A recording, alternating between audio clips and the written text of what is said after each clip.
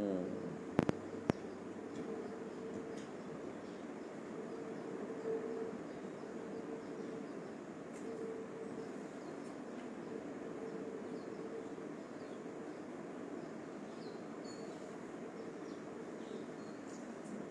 Allahu Akbar.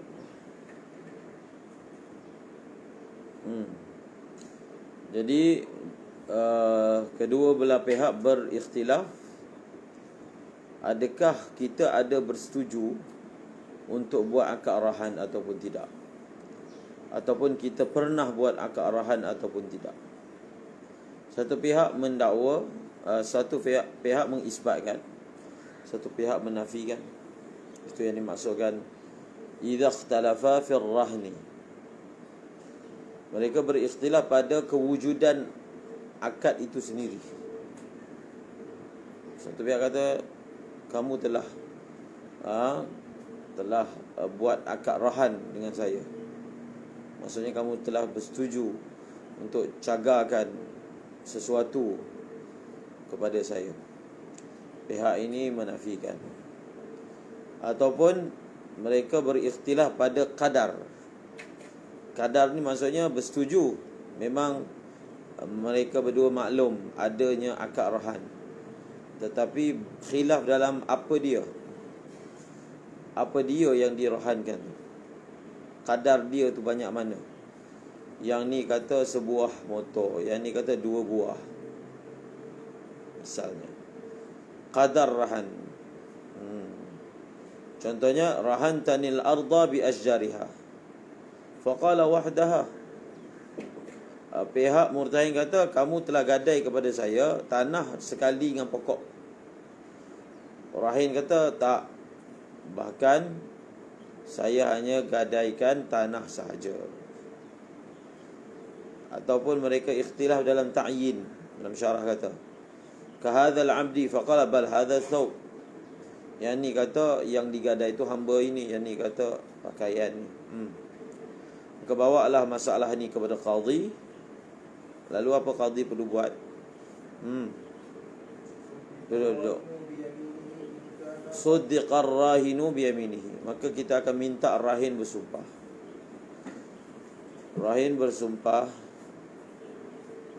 dan kalau dia berani bersumpah maka akan dibenarkan dia.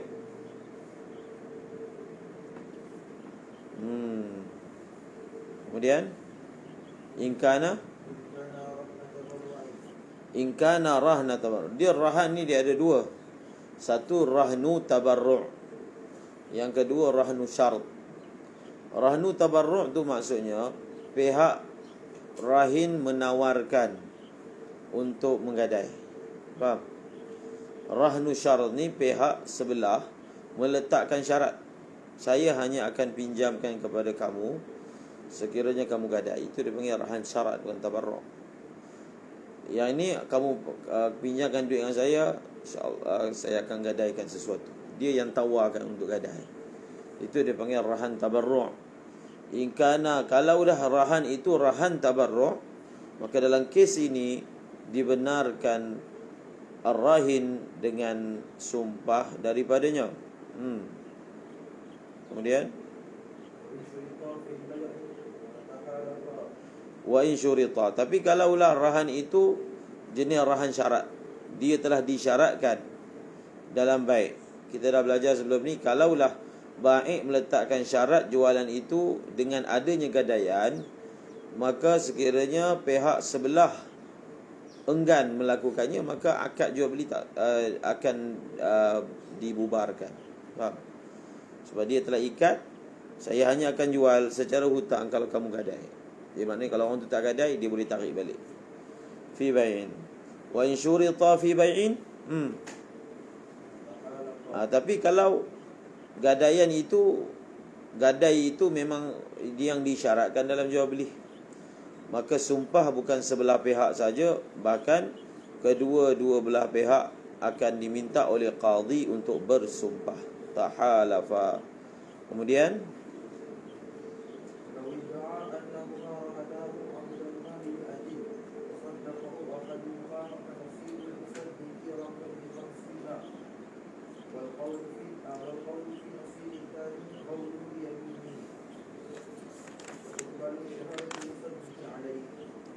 Walawid da'a, kalaulah seseorang daripada mereka berdua mendakwa,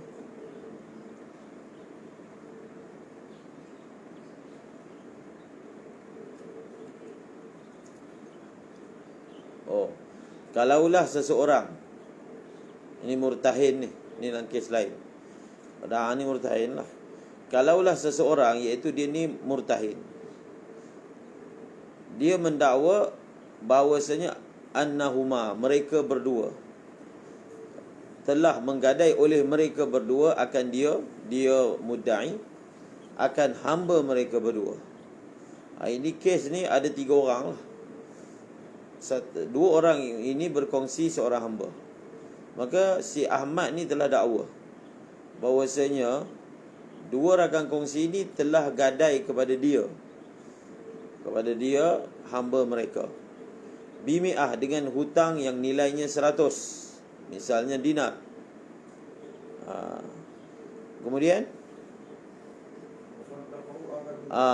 bila dia telah mengemukakan dakwaan itu, salah seorang daripada rakan kongsi membenarkan dakwaan dia, membenarkan dakwaan mudda'i ini. Salah seorang lagi menafikan. Dia bawa kes yang kalau berlaku macam ni pelik. Seorang kata betul, ya betul, kami telah menggadaikan hamba ini, manakala rakan dia menafikan. Wasaddaqahu ahaduhuma. Wasaddaqahu ahaduhuma maksudnya wa nafahu akharu. Faham? Wa nafahu al-akhar. Walaupun tak sebut. Jadi bila kes ini dibawa depan qadhi dan rupa kesnya adalah seperti yang telah dinyatakan tadi. Satu orang mengiyakan, satu orang menafikan. Maka fa nasibu rahnun 50.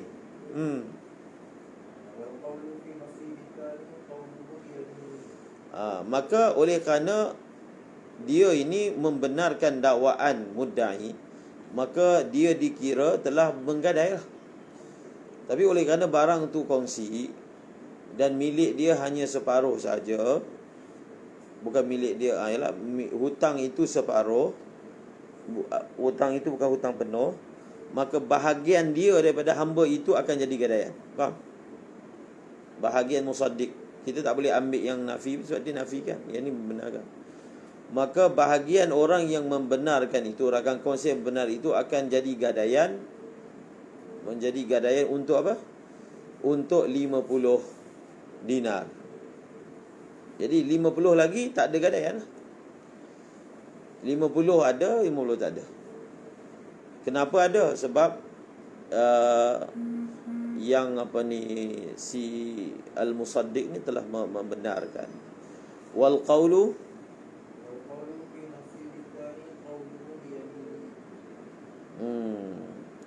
adapun dalam masalah yang satu lagi, rakan yang satu lagi, dia punya bahagian ni macam mana? Jadi wal qawlu fi nasibi tsani qawlu bi yaminihi.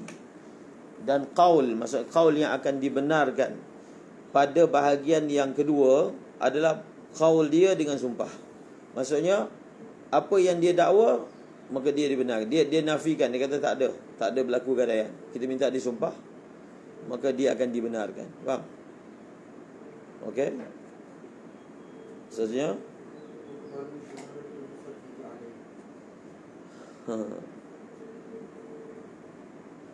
kemudian dia bawa satu masalah. Asani ni, maksud asani yang nafikan tu, dia telah bawa saksi atas dakwaan dia. Apa dakwaan dia? Dia dakwa iaitu dia menafikan. Dia telah bawa saksi. Dia bawa saksi. Siapa saksi dia? Kawan dia tu. Kawan dia jadi saksi. Kawan dia yang membenarkan tu. Dia telah menafikan, kawan dia membenarkan. Kawan yang membenarkan tu jadi saksi atas penafian dia. Jadi mahkamah boleh terima tak? Nampak macam kontra kan? Kamu kata kamu membenarkan wujudnya pegadaian, tapi kamu jadi saksi tak wujud pegadaian. Jadi bolehkah dia ni dipanggil jadi saksi? Sebab nampak macam kontra.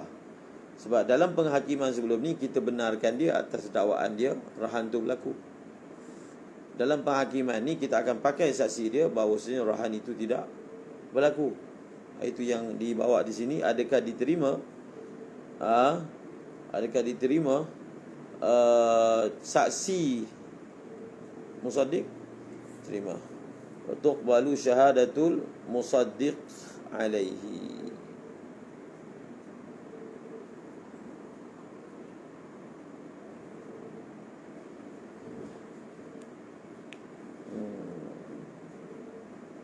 Bukan ni rasanya. Tengok dalam ni, murni.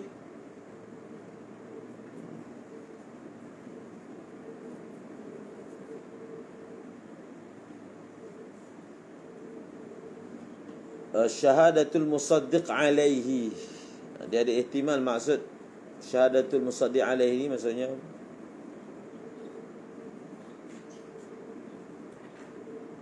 musaddiq tu dia menjadi saksi yang tidak memihak. Faham? Bukan lahu alaihi. Dia menjadi saksi tidak memihak.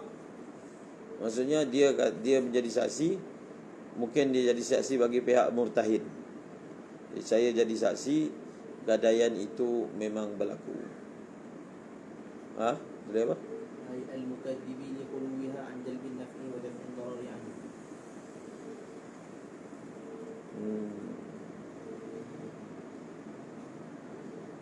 Ala okay, lagi. Bas.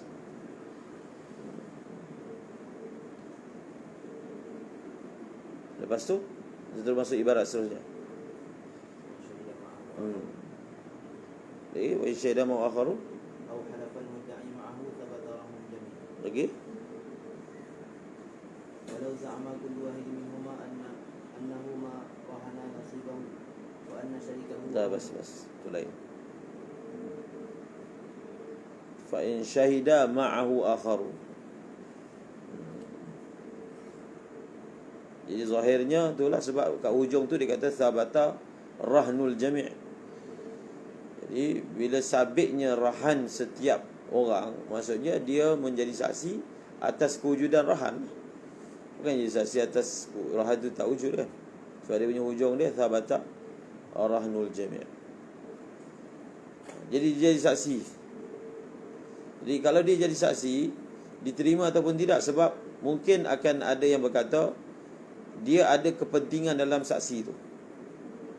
Oleh kerana dia ada kepentingan sebab dia telah membenarkan kewujudan rahan.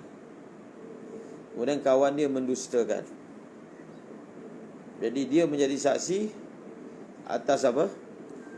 Ke atas dakwaan yang tidak memihak kepada kawan dia. Jadi bila saksi yang tak memihak tu, sekaligus saksi itu akan menjurus kepada hukum yang sama yang dia dakwa. Jadi adakah di situ ada kepentingan kepada dia? Kalau ada kepentingan tak diterima, tapi ditulis sini tidak ada kepentingan kepada dia, sebab kalaulah dia menjadi saksi yang tidak memihak, maka tak ada apa-apa manfaat dan mudarat. Sebab dia tak dapat apa manfaat. Yang dapat manfaat tu murtahid. Faham? Tak dapat manfaat, murtahid dapat manfaat. Jadi tidak ada konflik kepentingan di situ, maka saksi dia itu diterima. Kemudian kalaulah mereka berdua telah berbalah dalam isu tajuk balahan itu adalah dah qabat ke belum. Maksudnya kedua belah pihak bersetuju. Mereka telah bersetuju untuk mengadakan akad rahan. Itu semua dah setuju, faham, maklum. Tapi mereka berbalah dalam soal adakah marhun telah diambil ataupun tidak. Murtahin kata saya belum dapat lagi, saya belum qabat lagi. Adapun rahin kata dah qabat. Ikhtilaf. Maka fa in kana al marhunu fi yadir rahini au fi yadil murtahini. Maka ini tafsil dia. Sebab apa? Sebab apa berbalah dalam soal qabad ni penting? Kita dah belajar sebelum ni. Farihanum maqbudah. Gadaian yang sudah diqabad, dia ada implikasi yang berbeza berbanding gadaian yang belum diqabad kan. Kalau dia sudah diqabad, dia sudah lazim. Kalau dia belum diqabad, dia belum lazim. Sudah lazim dengan belum lazim ni implikasi dia sangat besar. Jadi kalaulah mahkamah putuskan belum berlaku qabad, maka dia boleh tarik dalam seumpamanya kan. Kalau dah berlaku qabad, lain pula. Jadi dia balah di situ. Maka macam mana ni? Kita tengok. Marhun tu ada kat tangan siapa sekarang? Marhun, kalaulah marhun itu ada di tangan rahin.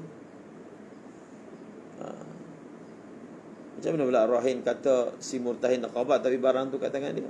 Boleh berlaku. Faham? Dia dah qabad tu dia ambil balik untuk guna. Jadi rahin dakwa dah qabad. Dia biasanya akan dakwa dah qabad ni murtahin lah. So faedah tu kembali kepada murtahin kalau dah qabad. Faham? Faedah bila dah qabad kembali kepada murtahin sebab apa? Sebab rahin dah tak boleh tarik balik. Jadi faedah lebih kepada murtahin berbanding rahin. Okey, marhun di tangan rahin ataupun di tangan murtahin. Jadi kalau di tangan murtahin, itu kan jelas dah qabad. Tak. Rahin mendakwa barang marhun yang ada di tangan murtahin itu bukan diberi kepada dia, bahkan dia telah ghasab. Maksudnya barang tu memang dah ada kat tangan dia. Wa qala ar-rahin ghasabtahu. Maksudnya dia ambil tanpa izin. Tapi izin kan syarat nak ambil kena izin. Maka suddiqah al-murtahinu biyaminihi. Maka dalam surah ini kita benarkan rahin kerana dia guna kaedah asal. Asalnya belum berserah. Faham? Al-aslu adamu al-qabdi. Adamu luzumir rahni maksudnya adamul qabdi lah. Asalnya belum qabad. Asalnya rahan belum lazim. Dalam kes yang kedua, asalnya dia tak izinkan untuk qabad. Jadi dia dakwa orang tu ambil tanpa izin. Yang murtahin kata dengan izin. Maka siapa yang nak dibenarkan, kita minta rahim sumpah dia ambil tanpa izin. Sebab asalnya izin belum berlaku. Dia pakai kaedah asal. Kemudian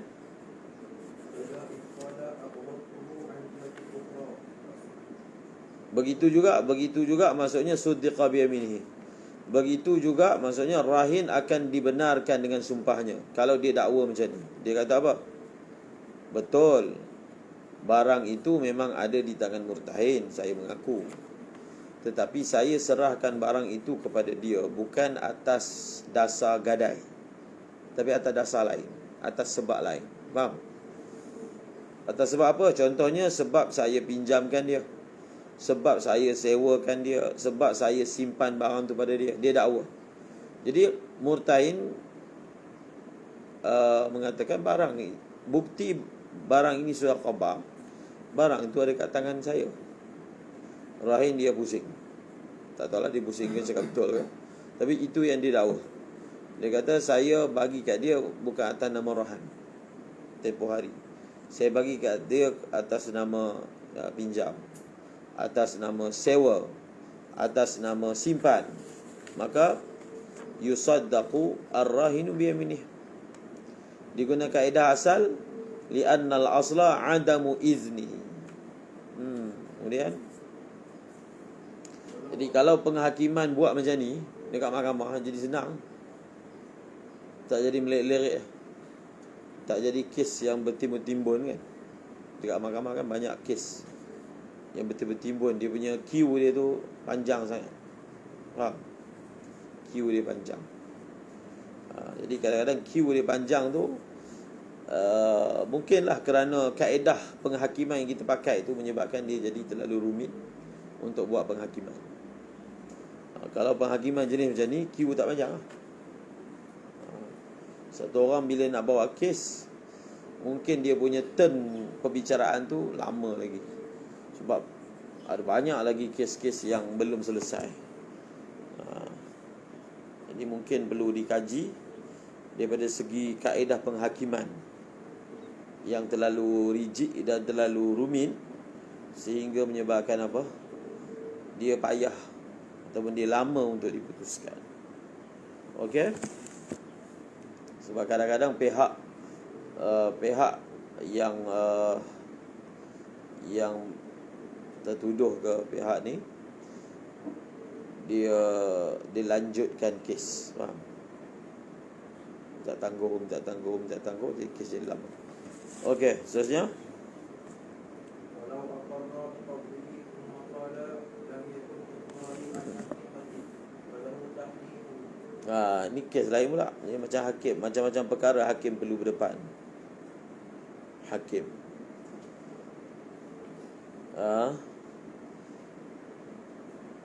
Kalau satu orang tu dia jadi hakim syar'i contohnya kan.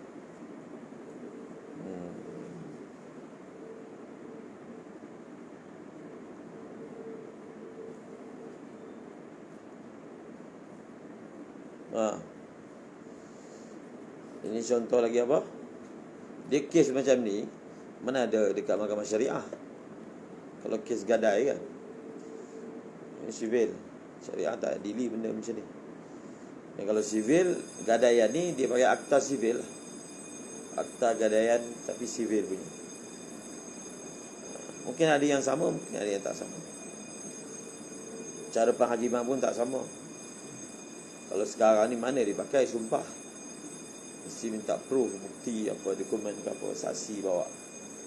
Bersumpah je tak pakai. Faham? Sivil mana pakai untuk sumpah. Okey? Dia hanya sumpah saksi bila datang, saksi akan sumpah. Dia pegang, dia sumpah apa yang dia cakap tu benar. Tapi sumpah dijadikan sebagai dasar penghakiman tak ada. Faham? Sumpah dijadikan dasar penghakiman tak ada dalam syarak pakai. Dia sumpah, kita benarkan dia. Itu yang jadi cepat tu. Faham?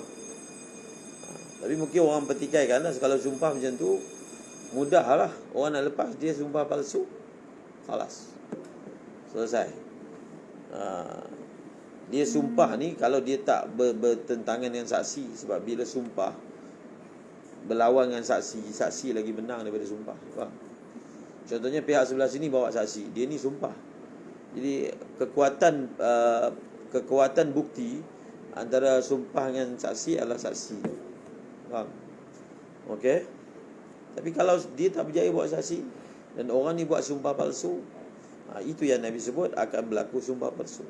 Dan itulah dia panggil risiko penghakiman. Sebab penghakiman dia tidak ditaklifkan untuk tahu benda yang di belakang dia. Benda yang dipaparkan dalam pembuktian, dia hanya ditaklifkan mengeluarkan keputusan berdasarkan bukti. Walaupun pada hakikatnya benda tu sebenarnya sumpah palsu, dia tak ditaklifkan. Maksudnya dia tak akan ditanya ke akhirat lah. Sebab mana dia tahu orang tu palsu ataupun tidak? Tidak palsu. Faham tak? Jadi itu hakim. Walau aqarra biqabdihi, kalaulah rahin dia telah mengaku. Ni kes lain pula. Sebelum ni dia mengaku, ya saya telah qabat, saya telah ikhbatkan. Kemudian dia tarik balik. Dia ada kes pengakuan yang ditarik balik. Ataupun dia kona, dia twist. Dia kata saya mengaku tu sebenarnya bukan betul-betul pun. Sebab pengakuan tu dia ada kesan. Dia ada kesan pada penghakiman. Orang ni mengaku, orang ni tak mengaku. Lain dia punya keputusan dia. Tapi macam mana kalau ditarik balik? Ataupun dia kata lam yakun iqrari an haqiqah. Saya olok-olok je. Yang ikrar tempoh hari tu olok-olok je, bukan hakikah. Ini macam mana? Falahu Maka rahin ni dia boleh minta daripada murtahin untuk bersumpah.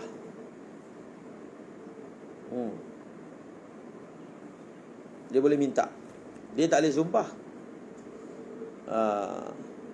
Dia boleh minta orang tu bersumpah. Ya, kami minta pihak ni bersumpah.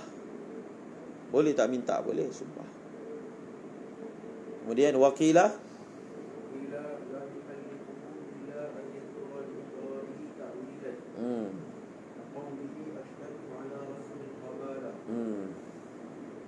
seterusnya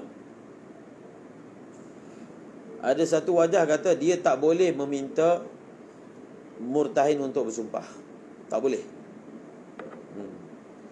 Bila dia dah mengaku, khalas, pengakuan itu akan direkod dan diberi penghakiman berdasarkan pengakuan dia. Jadi ada satu wajah kata dia tak boleh minta murtahin untuk bersumpah kecuali kalau dia telah menyatakan takwil yang munasabah. Macam mana kamu kata hari itu mengaku? So pengakuan yang berbentuk arti tadi tarik balik. Kita belajar dalam bab pengakuan.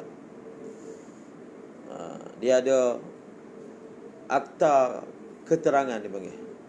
Kalau bahasa undang-undang, iqrar ni panggil keterangan. Akta keterangan. Ada buku dia, buku akta. Jadi kalau satu orang telah buat pengakuan, dia boleh tarik balik ke? Ada yang boleh, ada yang tak boleh. Segi syarak lah. Kalau yang melibatkan hak manusia, tak boleh tarik balik. Kalau yang melibatkan hak Allah, boleh tarik balik. Faham? Dia mengaku zina, tarik balik. Boleh pakai. Tapi yang melibatkan hak manusia, dia dah mengaku, tarik balik. Jadi dia tak boleh tarik balik, cuma dia boleh minta pihak ni sumpah. Itu cara dia boleh buat untuk lepaskan diri dia. Kalau pihak tu berani bersumpah, maka ikrar dia terus dipegang. Kalau pihak tu tak berani bersumpah, so dia bersumpah. Dia panggil nukul. Wa qila la yahlifuhu illa an yadhkura li iqrarihi ta'wilan. Apa contoh takwil dia? Dia kata asyhadtu ala rasmil qabalah.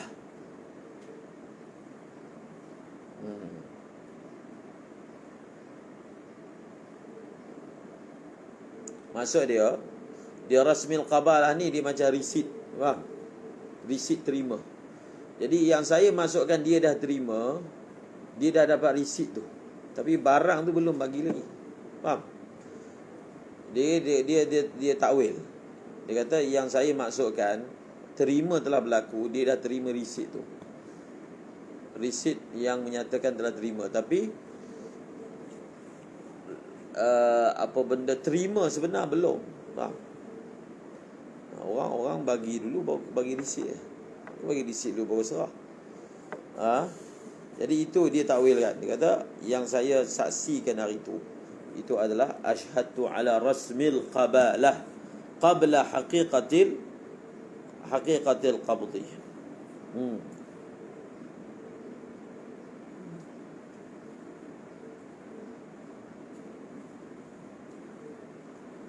Seterusnya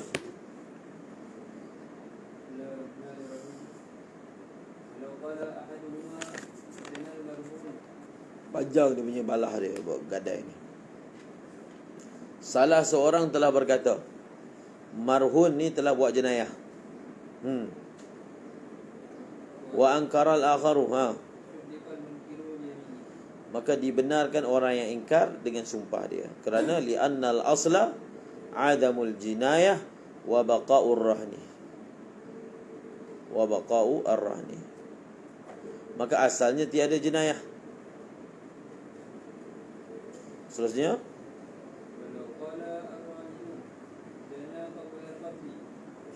kalaulah rahin tu kata dia buat jenayah ni sebelum daripada qabd. Murtahin mengatakan selepas daripada qabd. Maka dibenarkan murtahin dengan sumpahnya. Maksudnya apa? Murtahin dia kata apa? Jana ba'dal qabdi. Jana qabla qabdi. Bukan. Rahin kata dia telah buat jenayah sebelum qabab. Sebelum qabab ni dia memang dah ada jenayah. Murtahin kata tak ada. Dia tak ada buat apa-apa jenayah sebelum qabab.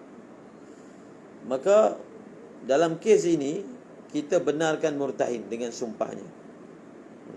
Kemudian ini semua dia ada kaedah dia. Kaedah sumpah ni dalam bab sumpah. Yang ni kita hafal je. Kenapa dalam kes ni orang ni dibenarkan? Dalam kes lain murtahin dibenarkan. Dalam kes lain rahin, apa dia punya kaedah dia. Jadi kaedah dia. Bab sebenarnya bab sumpah. Tapi di sini dibawa dalam bab gadai. Jadi bila dibenarkan murtahin? Sebab murtahin dakwa jenayah tak berlaku.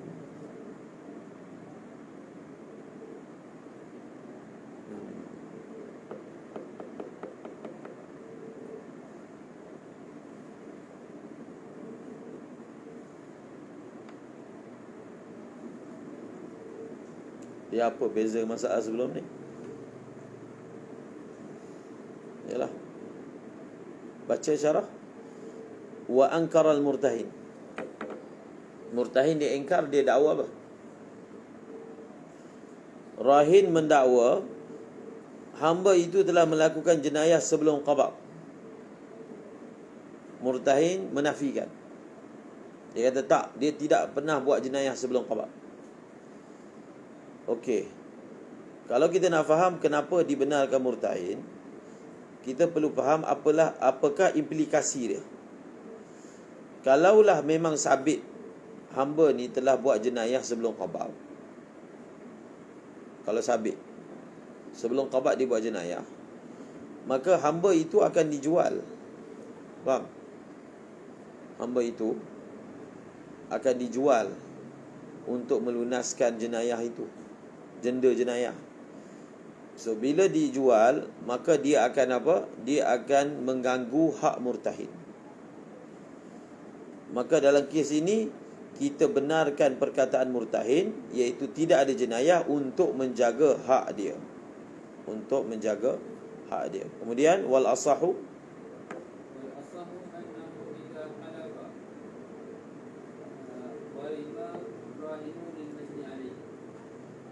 jadi kalau murtahin dia bersumpah. So bila murtahin bersumpah, marhun itu tak boleh dijual. Tapi dalam masa yang sama, majni alaih dia buat tuntutan. Dia buat tuntutan jenayah. Jadi sedangkan apa?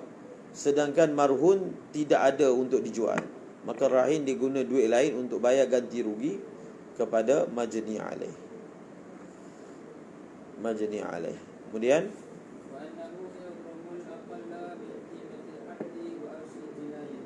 jadi berapakah kadar ganti rugi yang perlu dia tanggung? Jadi ganti rugi itu yang dia perlu tanggung adalah kadar yang paling sedikit di antara apa dia? Di antara harga hamba itu dengan arsyil jinayah, ganti rugi jenayah tadi. Kemudian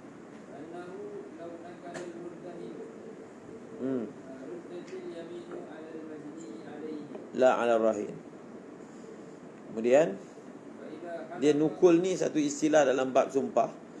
Pihak yang diminta bersumpah tak nak sumpah. So bila dia tak nak sumpah, dipanggil al-yaminul mardudah, istilah dia. Dia yamin ni dia ada ibtidaan, dia ada al-yamin mardudah.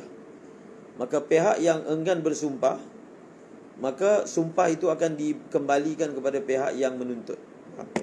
Maka minta pihak menuntut tu dia pula sumpah. Dia panggil al-yaminul mardudah. Jadi murtahin diminta untuk sumpah, dia tak nak sumpah. Dia panggil dia ni telah nukul, enggan bersumpah.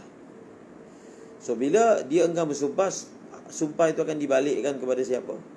Maka dalam kes ini sumpah itu dibalikkan kepada majni alaih, bukan kepada ar-rahin. Kemudian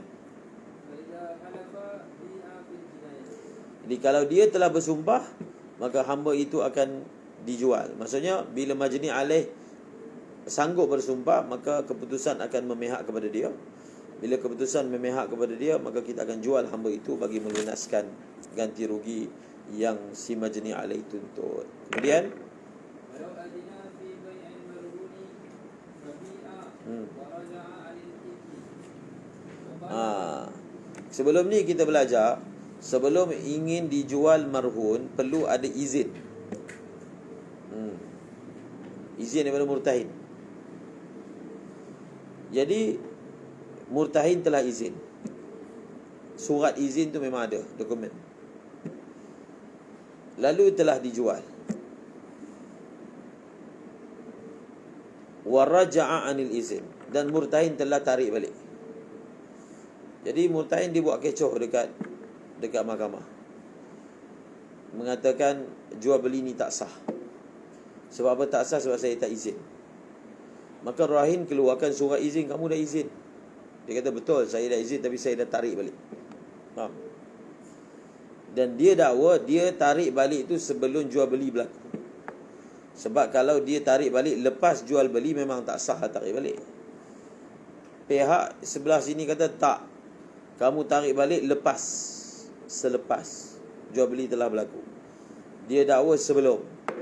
Wa raja'a 'anil izni wa qala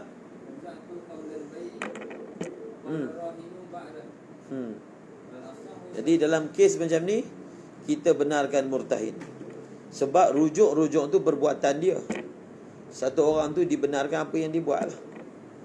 Kerana li'annal asla adamu ruju'ihi fil waqti alladhi yadda'ihi. Wal aslu adamu bai'ir rahni fil waqti alladhi yadda'ihi fayata'aradani wa yabqa anna al asla istimrarur rahni. Dia pakai kaedah macam ni. Dia panggil bila bertembung dua asal. Satu asal yang memihak kepada murtahin, satu asal memihak kepada rahin. Maka dia ta'arud. Bila dua asal ni ta'arud, iza ta'arada tasaqata, maka kita pakai asal yang lain pula, iaitu al-aslu istimrarur rahni. Asalnya rahan itu masih ada. Faham? So, jadi asalnya rahan itu masih ada, maka kenyataan ini memihak kepada murtahin. Okey.